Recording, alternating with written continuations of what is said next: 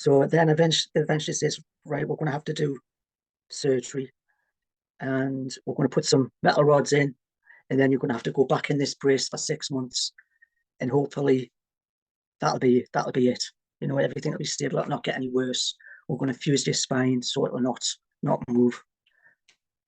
But they didn't tell us that I needed pre-surgery first. That was thrown at us when I was actually admitted for the surgery.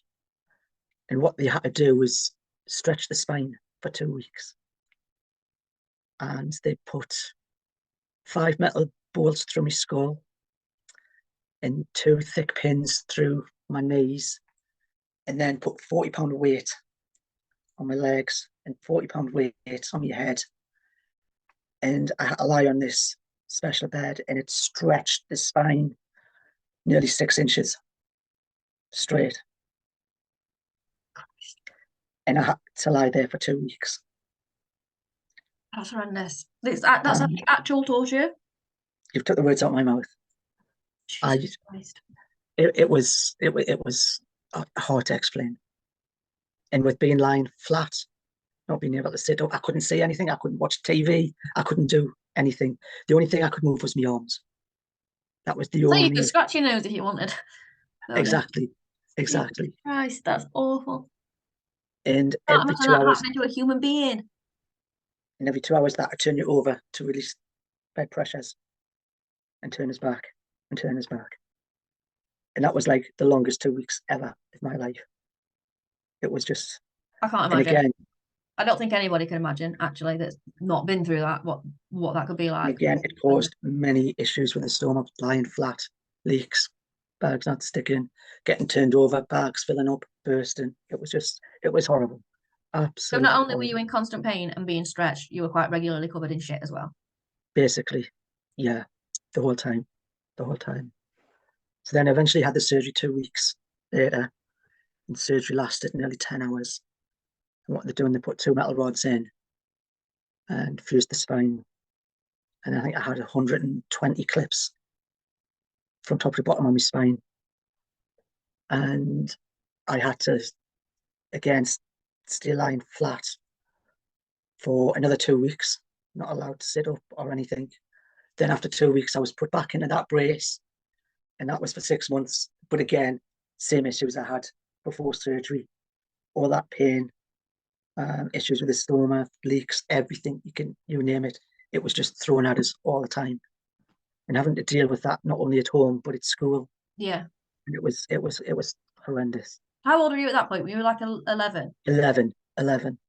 And I was told that once this surgery was over, once I got through that 6 months, the brace would be gone and everything would be fine.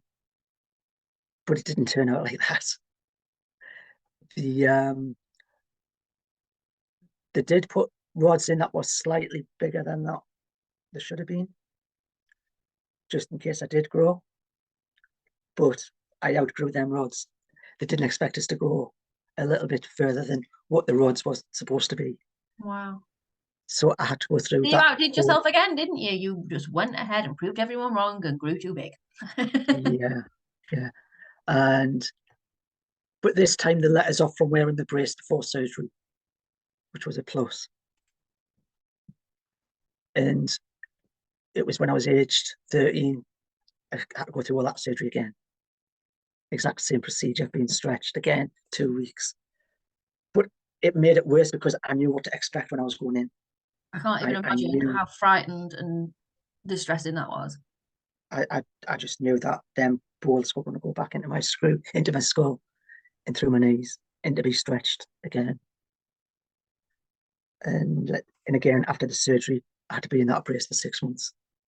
So at this point, you're like 13, 14 years old, and you have experienced more trauma and hardship in your life than most people can even imagine. Yeah. So we eventually got over all that. And then I started to ask questions about my stomach care, still getting help. And I was asking questions, when can I take over? When can I try? And school says, okay, well, we'll see what we can do. We'll see if you can manage it. But they were unsure because of the way my spine was, the way it was fused, the way my neck is. I can't move my neck as good as I used to. And so we'll give it a good 3, 4 months that I was trying, but I just couldn't. And the more I was trying, the more frustrated I was getting that I couldn't do it. Yeah, And I was getting trying upset. and feeling like you're failing at it is not a good place for anyone's head to be. Failing anything doesn't feel good.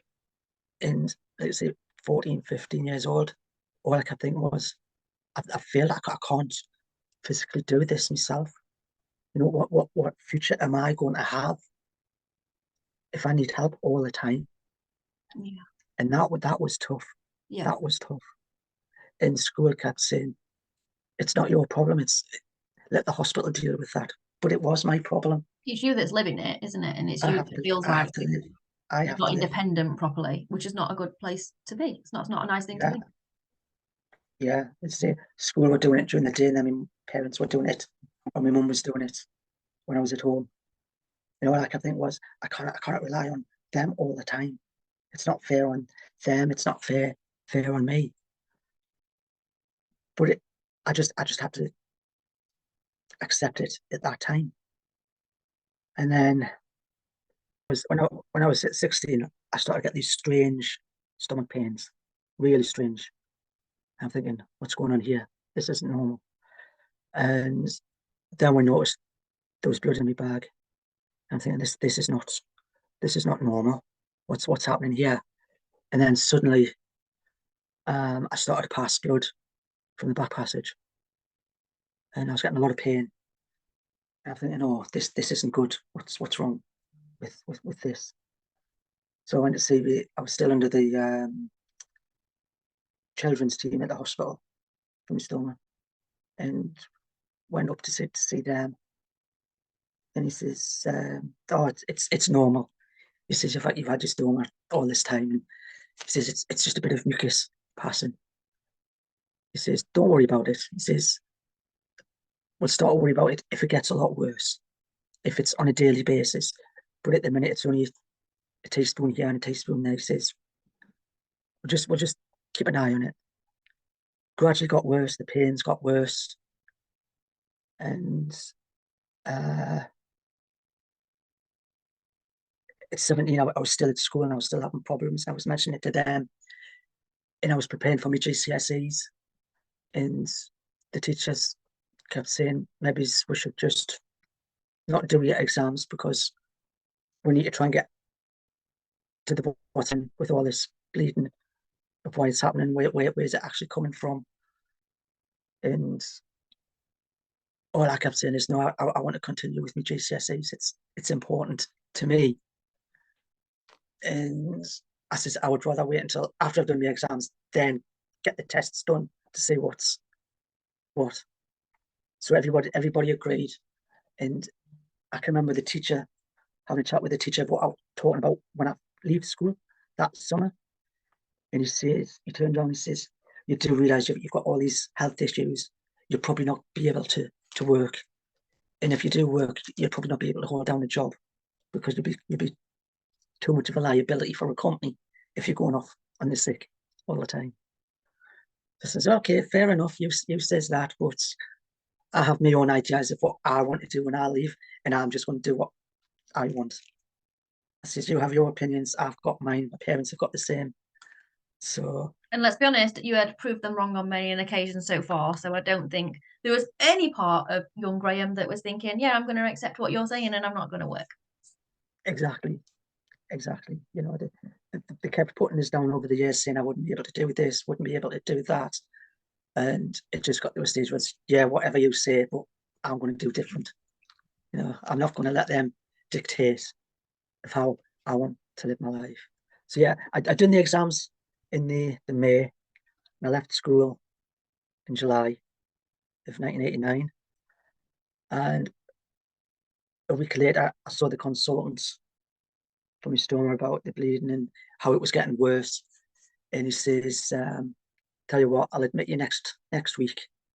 Come in, we'll do the cameras, and we'll see what's going on." So a week later, I goes in, and at first I thought I was in for the day.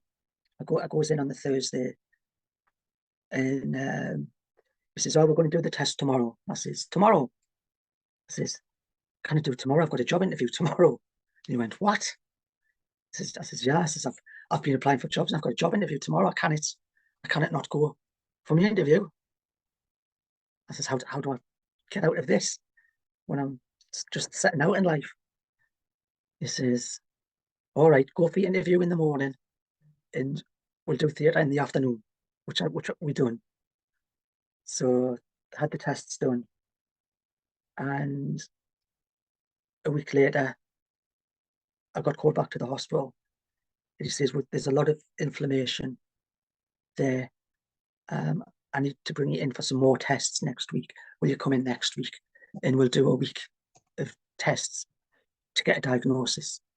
So I goes back the following weeks and had all the barium tests done and more cameras down, blood tests. And next day the doctor came in the room. He says, right, we've got the results. He says, I've got some bad news and more bad news. I was, oh, great. And again, all I kept thinking was at the time, I'm bleeding, it's cancer. That's what it is. I've got cancer. That's all I could think of at the time. And he says, right, first of all, he says, the bowel's all inflamed. The colon's totally inflamed. And we're saying that you've got Crohn's colitis that we'll want to treat with tablets. He says, okay, I can go with that. He says, the other news is, he says, did you know you're type 1 diabetic? And that came from nowhere. I had no symptoms. And I went, are you serious? He says, yeah. He says, we've already informed the diabetic team. They're coming up today to see you to start injections there and then. At the age of 17. Well, he was definitely on it, wasn't he? It's good that they got the ball rolling so quick. But for years, I never believed it. I thought that diagnosis was too quick. Because you'd not had the symptoms, it sounded like, didn't it? Because I had not had the symptoms. And they had only done one blood test to confirm the diabetes, which I wasn't happy about. But at the time, there was so much going through my mind, trying to process all that information that I just accepted what those were saying. Yeah. So that was tough. And the fact that I had left school, I had been to a special school where I was in this bubble where I was secure in the surroundings. Suddenly I was outside in the real world. How was I going to cope in the real world? I also want to know how the interview went. I didn't get the job. It was a tough day. Yeah, I did not get the job. I got a letter a week later. All practice is good practice. But it was my first ever job interview I had, so it's always, I think you kind of always expect that first interview is just your practice and you learn from then on, don't you? That's right. So yeah, I had to process all this news in whilst suddenly being out in the real world. How am I going to cope with there's two new diseases? How am I going to cope with my stomach care? Should I get a job? I was enrolled to go to college as well to study. And all these things going on in my head, it was just how am I going to deal with it? And that was tough. So yeah, the starters on steroids straight away, the good old steroids. I think they were the first port of call for a very long time, weren't they?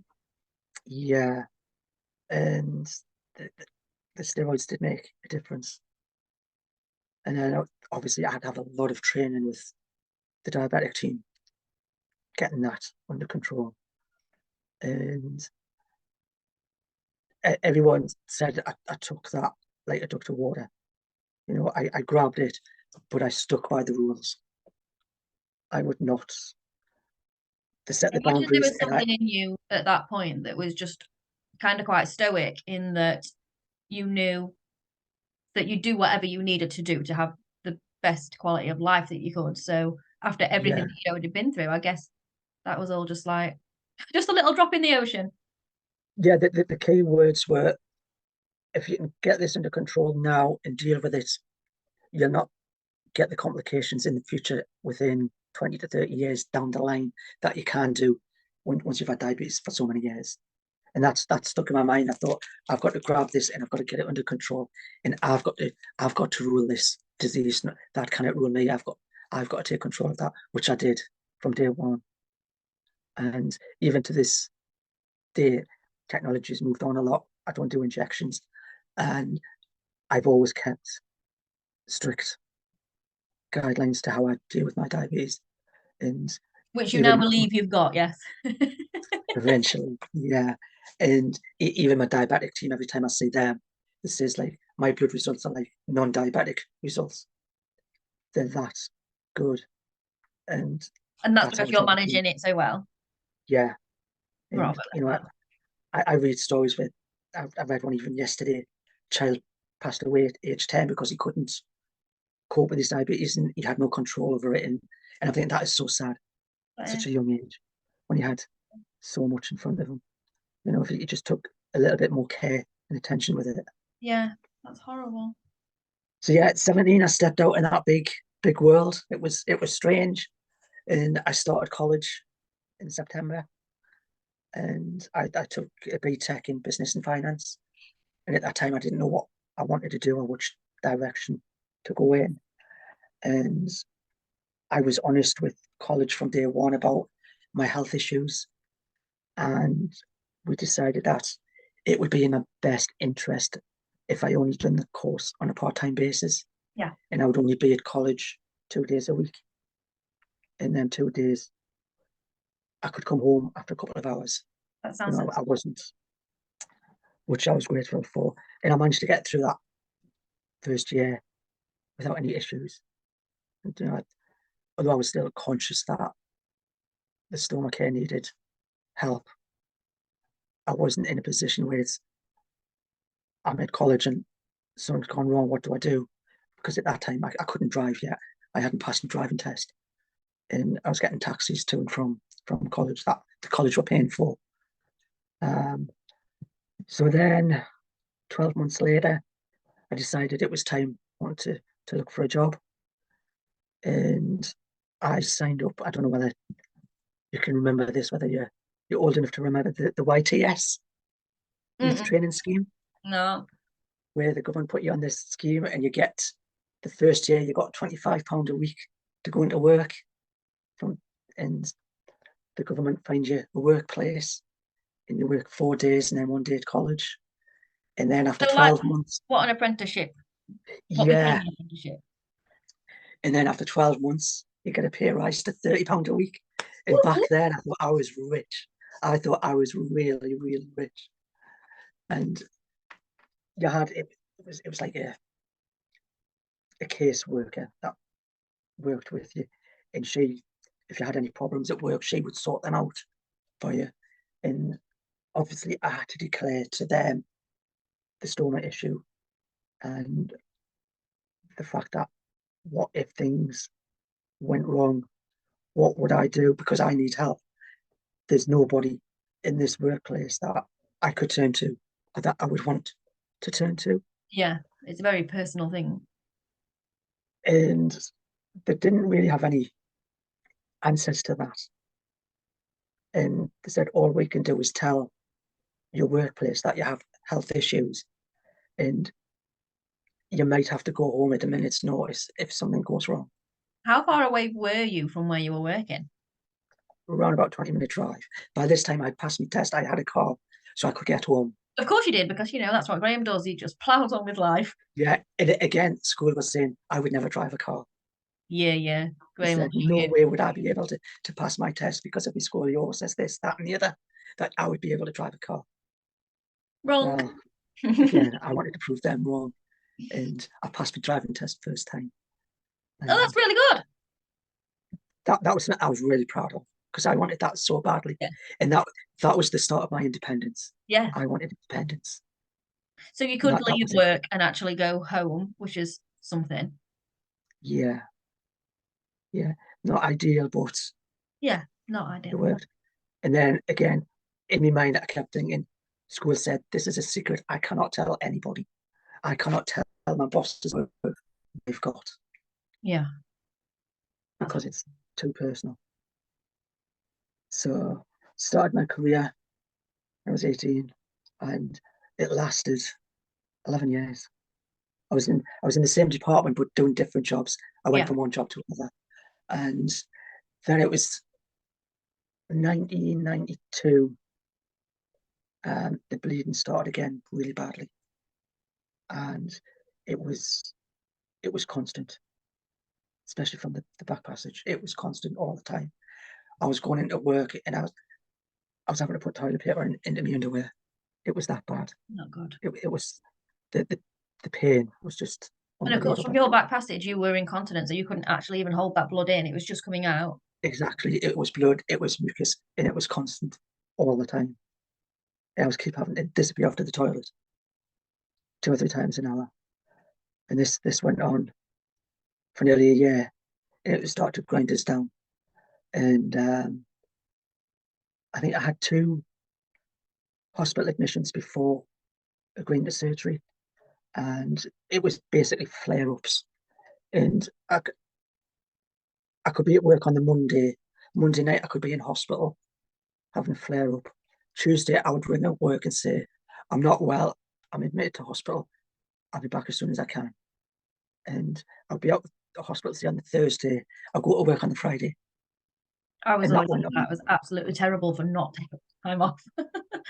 yeah, because I was That was your scared because independence, wasn't it? At the end of the day, you'd got your job and you'd got your car, and that's right. And the way I saw it is, as soon as I stepped into the office, my health issues had to stay at the door. yeah. My focus was on my job that I loved. Mhm. And people couldn't understand why I enjoyed going into work every day. But I enjoyed getting stuck in traffic on the way to work. Didn't I get going home, I but mean, going to let's be work, honest, you had so much control taken away from you from literally as far back as you can remember. So having that independence and having some control over what your life is doing and where you're going is going to be massive. That would be, I think that'd be something that I was really keen to do because that's where the yeah, control was. yeah. So then things came to a head in the summer of '93, and I said to my parents, I can't go on like this with this bleeding. I really can't. And something needs to be done. So I was referred to a surgeon, and he was just a general surgeon. I thought he was a colorectal surgeon, but he wasn't. He was just a general surgeon at the local hospital. And he called us in for a meeting, and he says, look, we can take all the rectum out, close everything up, and that'll solve all your issues. And hopefully bleeding in the stoma will be stopped as well. But he says, remember, it's a big surgery and you're going to be off work 2 or 3 months. I might ask And a really dumb question here, but this is where my brain is taking me, right? So you you had your rectum in place. You were born without your anus. There was a yeah, period of time that, they weren't even going to create you a new anus. They did. They created you a new opening. If you had not had that opening created for that blood and mucus to come out of, what would have happened during those flares? Would that all have just collected in there? it would have collected up and it would have That could have been, been terrible. that could have been dangerous. So in a weird way, even though having a new butthole didn't work out for you, it's a good job that that happened because it could have It turned probably out saved my with life, that had not. How weird life is. isn't it? Isn't it? Yeah. So my See, brain see, was yeah, like, what would have happened? Okay, so it would have just collected there. it is mind-boggling of what could have happened if Yeah, they hadn't decided that that is crazy. to operate on this freak-looking baby at the time. um, We have to laugh about it so yeah, so then I came away from that meeting thinking, how the hell do I tell this to my boss? How on earth am I going to do this? because, of And course, in your head, it was still all very much secret. yeah, and where I worked for local government, and it was the education department, but it was the personnel side of things and the admin side. And you've sort of got one line manager, then another line manager, and then the top boss. And I'm thinking to myself, who do I go to first? Who do I tell first? Which one can I trust without this getting out into the office? I went into work the next day, and one of my bosses could see that something wasn't right. And all she kept saying is, my office door's open when you're ready. The new had been at the hospital the previous day, and they knew I was in a big meeting, but they didn't pressurize us into telling them what it was about. They knew I had issues, but they didn't know what it was. They might have knew that I had Crohn's disease, but nothing had been said. I hadn't told anybody. Yeah. And I remember that day back at work, and I sat there and I'm thinking, who can I turn to? I could say, tomorrow, I'll say something tomorrow. Tomorrow would come and it'd be, I can't say today, I will tomorrow. And then finally, the third day, I thought, I've got to say something, because this is driving us crazy. I could be called into hospital next week. And if I don't give them enough notice. So finally, I built up the courage to tell one of the bosses. And she was shocked, but she was disappointed that I couldn't confide in her. She says what I had done was not safe. If they had known what I was going through, they could have supported us a lot more in what they were doing. You know, they were aware that I had health issues. They were aware that I was being admitted to hospital for something, but they just weren't sure. So I confessed to everything. I says, this is the situation. I says, I've got a stoma, I've got Crohn's, I've got this. I'm losing a lot of blood on a daily basis, and it's starting to affect us. And I'm starting to get tired and fatigued and exhausted. And I want to have this surgery, and hopefully it's going to fix it all. And she's very supportive. Says, you take as much time as you need. There's going to be no rush on their side of when the one is back. So in the September of 93, I went through that surgery, and my boss came in to say he's in hospital, and she says, everyone's asking about you, but she says, all I've told them is you've had major surgery, but they want to come in and visit you. And I'm thinking, oh, do I want these friends coming in? And I agreed to let a couple of them come and visit us. Are you still there? Because you froze. Yes. Yes. Oh, there you are. And one of my friends came to visit us, and been working with him about 6 months, but we've become really good friends.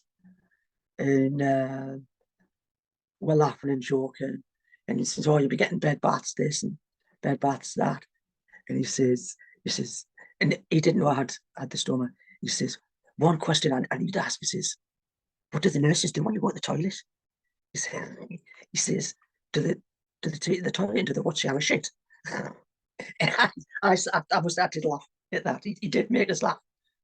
And I says, listen, I've got a bag and I do it in a bag. He says, oh, really? He says, hey, that's cool, that like. And to this day, we've been best friends.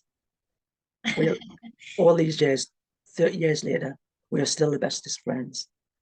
We work together. Then he left work to join the police, but was kept in contact. And I'm actually going out for lunch with him on Friday, which I can't wait. So he was the first person I sort of confided in. And he took it very well. He took it all in his stride, and he says, don't worry, he says, I'll not say anything. And he never did. He never did. He says, I'm not going to treat you any different. He says, we're still going to laugh and talk about stupid things. And he says, nothing changes as far as he was concerned. And it never has been. Good. And the other bit is I sort of kept my distance. But I think they sort of cottoned on what I was going through. Yeah.